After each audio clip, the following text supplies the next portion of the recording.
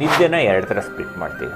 NREM sleep ಮತ್ತು REM sleep ಅಂತ divide ಮಾಡ್ತೀವಿ. NREM ಸ್ಲೀಪಲ್ಲಿ ಇದೊಂಥರ ಹಾರ್ಡ್ವೇರ್ ರಿಕವರಿ ಅಂತ ಹೇಳ್ಬೋದು. REM ಸ್ಲೀಪಲ್ಲಿ ಏನಾಗುತ್ತೆ, REM ಸ್ಲೀಪಲ್ಲಿ ನಮ್ಮ ಎಮೋಷ್ನಲ್ ಸ್ಟೆಬಿಲಿಟಿ ಬರ್ತಾ ಇರ್ತದೆ, ನಮ್ಮ ಮೂಡ್ ಸ್ವಿಂಗ್ ಆಗೋದು ಕಡಿಮೆ ಆಗ್ತದೆ. ಎಲ್ಲ ಬಿಡಿ, ಇವೆಲ್ಲ ಸಣ್ಣ ಪುಟ್ಟ ಪ್ರಾಬ್ಲಮ್ಸ್. ಹಾರ್ಮೋನ್ಸ್ ಅಂತೂ ನಾವು ಯಾವುದೇ ಕಾರಣಕ್ಕೂ ಏನೂ ಸರಿ ಮಾಡೋಕ್ಕಾಗೋದೇ ಇಲ್ಲ. ಹಾರ್ಮೋನ್ಸ್ ಅಂತೂ ಹಾರ್ಮೋನ್ ರಿಪ್ಲೇಸ್ಮೆಂಟ್ ಥೆರಪಿ ಕೊಡೋಕ್ಕಾಗಲ್ವೋ. ಈಗ ಯಾವುದು ನಾವು ಟ್ರೀಟ್ಮೆಂಟ್ ಮಾಡ್ಬೋದು? ಮೇನ್ ಕಾರಣ ನಿದ್ದೆ ಆಗ್ತಾ ಇರಲ್ಲ ತಾಯಿ. ನಾವು ಪಿಡಿಯಾಟ್ರಿಷನ್ಸ್ ಏನು ಹೇಳ್ತೀವಿ, ಪ್ರತಿ 2 ಗಂಟೆಗೆ ಹಾಲು ಕುಡಿಸ್ಬೇಕಮ್ಮ, ಹಾಲು ಕುಡಿಸ್ಬೇಕಮ್ಮ ಅಂತ ಅಷ್ಟೇ ಹೇಳ್ತೀವಿ.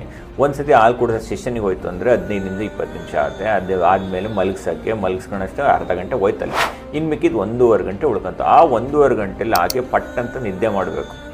ನಿದ್ದೆ ಮಾಡ್ತೊಂಡೆ ನಿದ್ದೆ ಬರಬೇಕು. ಒಂದೊಂದು ಟೈಮು ನಿದ್ದೆ ಇನಿಷಿಯೇಟ್ ಮಾಡೋದಕ್ಕೆ 1 ಗಂಟೆ 1.5 ಗಂಟೆ ಆಗೋಗ್ಬಿಡ್ತದೆ. 1 ಗಂಟೆ 1.5 ಗಂಟೆ ಇನಿಷಿಯೇಟ್ ಮಾಡೋಕ್ಕೋಯ್ತು. ನೆಕ್ಸ್ಟ್ ಅಷ್ಟೊತ್ತಿಗೆ ಪಾಪ ಮತ್ತೆ ಎದ್ಬಿಟ್ಟು ಹಾಲು ಕೊಡೋಕ್ಕೆ ಕೇಳಕ್ಕೆ ಸ್ಟಾರ್ಟ್ ಆಗ್ತದೆ. ತಾಯಿಗೆ ಏನಪ್ಪ, ತಾಯಿಗೆ ಬರೀ ಅದೇ ಕೆಲಸ ಇರೋದು, ಹಾಲು ಕುಡಿಸೋ ಕೆಲಸ ಬಿಟ್ಟರೆ ಬೇರೆ ಏನಿರ್ತದೆ. ನಾವೇನು ಕೆಲಸ ಹೇಳ್ತಾ ಇದ್ವಿ, ಬೇರೆ ಮನೆ ಕೆಲಸ ಏನು ಹೇಳ್ತಾಯಿಲ್ಲ. ಮಲ್ಕಂದಲ್ಲೇ ಕೂತ್ಕೊಂಡು ಹಾಲು ಕುಡಿಸ್ಕೊಂಡ್ಲಿ ಅಂತ ಎಲ್ಲ ತಾಯಿಂದಿರಿಗೂ ಅವ್ರ ಪೇರೆಂಟ್ಸ್ಗಳು ಹೇಳ್ತಾರೆ. ಕರೆಕ್ಟ್, ಅದು ಒಪ್ಕೊಂತೀನಿ ನಾನು. ಒಂದು ನಿದ್ದೆ ಅಂದರೆ ಮಿನಿಮಮ್ 3 to 4 hours ಕಾಂಟಿನ್ಯೂಸ್ ಆಗಿದ್ದರೆ ಮಾತ್ರ ಅದಕ್ಕೆ ಪ್ರಾಪರ್ ನಿದ್ದೆ ಅಂತ ಹೇಳ್ತೀವಿ. ನಿದ್ದೆನ 2 ಥರ ಸ್ಪ್ಲಿಟ್ ಮಾಡ್ತೀವಿ. NREM ಸ್ಲೀಪ್ ಮತ್ತು REM ಸ್ಲೀಪ್ ಅಂತ ಡಿವೈಡ್ ಮಾಡ್ತೀವಿ. NREM ಸ್ಲೀಪಲ್ಲಿ 3 ಥರ ಇರ್ತದೆ.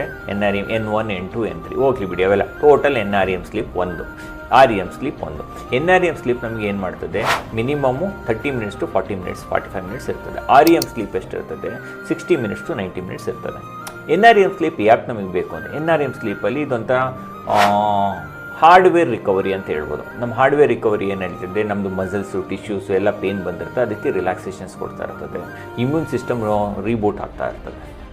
REM ಸ್ಲೀಪಲ್ಲಿ ಏನಾಗುತ್ತೆ, REM ಸ್ಲೀಪಲ್ಲಿ ನಮ್ಮ ಎಮೋಷ್ನಲ್ ಸ್ಟೆಬಿಲಿಟಿ ಬರ್ತಾ ಇರ್ತದೆ, ನಮ್ಮ ಮೂಡ್ ಸ್ವಿಂಗ್ ಆಗೋದು ಕಡಿಮೆ ಆಗ್ತದೆ, ಮೆಂಟಲ್ ಸ್ಟೆಬಿಲಿಟಿ ಬರ್ತಾ ಇರ್ತದೆ. ಇಲ್ಲಿ ತಾಯಿ ಹಾಲು ಕುಡಿಸ್ಕೊಂಡು ಪ್ರತಿ ಗಂಟೆ ಎದ್ದು ಹಾಲು ಕುಡಿಸ್ತಾ ಇರ್ಬೇಕಾದ್ರೆ ಅವಳಿಗೆ NREM ಸ್ಲೀಪ್ ಮಾತ್ರ ಸಿಗ್ತಾ ಇರ್ತದೆ. REM ಸ್ಲೀಪ್ ಯಾವುದೇ ಕಾರಣಕ್ಕೂ ಸಿಗಲ್ಲ.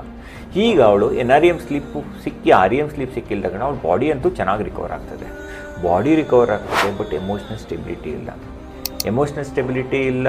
ಆ್ಯಂಡ್ ಮೆಂಟಲ್ ಸ್ಟೆಬಿಲಿಟಿ ಇಲ್ಲ. ನಿದ್ದೆ ಕಡಿಮೆ ಆಗಿರೋದ್ರಿಂದ ಅವಳಿಗೆ SLE disorder, rheumatic arthritis disorder, diabetes ಬರ್ತದೆ, ಹೈಪರ್ಟೆನ್ಷನ್ ಬರ್ತದೆ, ಕಾರ್ಡಿಯಾಕ್ ಡಿಸಾರ್ಡರ್ ಬರ್ತದೆ, ಎಲ್ಲ ಥರ ಇಮ್ಯೂನ್ ಸಿಸ್ಟಮ್ ಡಿಸಾರ್ಡರ್ಗಳು, ಎಲ್ಲ ಡಿಸಾರ್ಡರ್ಗಳು ಅವಳಿಗೆ ಬರ್ತವೆ. ಒಂದು ಪ್ರೆಗ್ನೆನ್ಸಿ ಸಾಕು. ನಾನು ಹೇಳೋದು ನನ್ನ ಕಡೆಯಿಂದ ಏನು ಸಜೆಷನ್ ಅಂದರೆ,